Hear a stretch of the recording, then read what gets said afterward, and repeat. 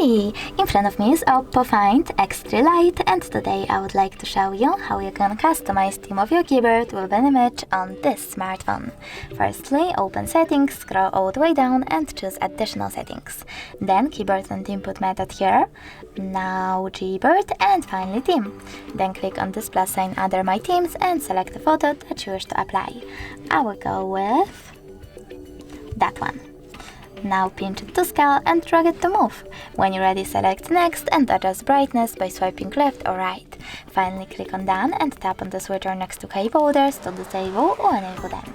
Then choose Apply, go back, and now as you can see, theme of my keyboard was successfully customized.